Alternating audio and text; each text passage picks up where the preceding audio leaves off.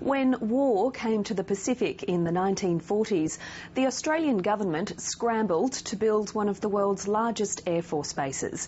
They chose Townsville as a location, and a long association between the city and the services began. These days, the Townsville base is a lot smaller, but still serves as a main link in disaster relief efforts and peacekeeping operations overseas. This week, the nation marks the 90th anniversary of the Royal Australian Air Force, but much of its legacy wouldn't have been preserved if it weren't for dedicated enthusiasts, a small group of amateur historians who take their roles very seriously. Reporter Josh Bavis met some of them. It changed boxes and boxes of photo albums and everything. It's just got out of hand, and after 10 years it's got sort of mind-boggling. There's more than 70 years of history in this suburban garage. They are treasures, among them uniforms worn by pilots and officers who ruled the skies over the Pacific. And like all treasures, they are closely guarded. You touch my stuff and I'll cut your hands off by the neck. And I get very, very parochial about the collection I should say. Mary Hilbig looks high and low for these items on behalf of the RAAF Museum in Townsville. They're more than bits and pieces.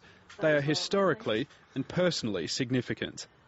This is one of her latest finds, a kit bag from the 1940s which disappeared en route to Australia for Flight Lieutenant Harold Greenslade. He had sailed from England, and when he had put his trunk on the ship ready to come with him, but when he got back to Australia, they found out that they'd lost the trunk. So he was issued with a complete new uniform, and then 10 years later the trunk turns up. It's now destined for preservation at the museum, along with thousands of other relics, including dozens of Air Force hats. Oh, yes, this one was affectionately confiscated from Toowoomba. On a whole, they were irreplaceable, and I don't want to sort of put a price on them. But the very early ones with the AAA uniforms would be hard to replace. And she married an American. Okay. Judy Cheeseman joined the Women's Auxiliary Air Force shortly after the bombing of Darwin. She's handed over her photos to the Townsville Museum.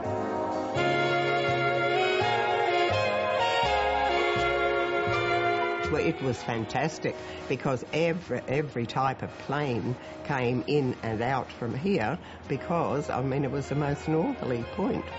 It might have been at the height of a world war, but still nothing short of an adventure for an 18-year-old. I couldn't wait. My father, they were trying to stop me from going and this, that and the other, yes. I couldn't wait.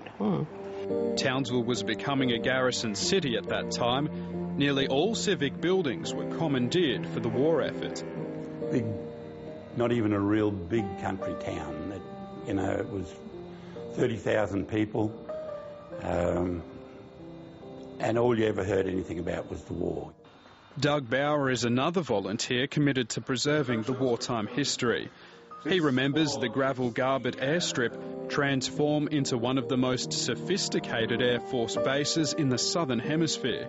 There were bits and pieces of military all over Townsville. You knew people were edgy, but it didn't mean much to me as a small child.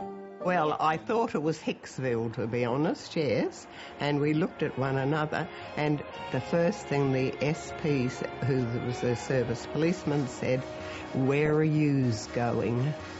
I said, if anybody says that once more, I think I'll scream. And that was the start of life in Townsville. It might have been the start of life for many in Townsville, but the city and its people take their role as civic caretakers seriously. And it's my duty and my obligation to really stir the possum as much as I can. It's really something close to your heart, isn't it? Oh, yes, it keeps me sane, and as I say, and I enjoy the stirring. I'm a WAF, and if I can stir, I will stir. Josh Bavis with that report.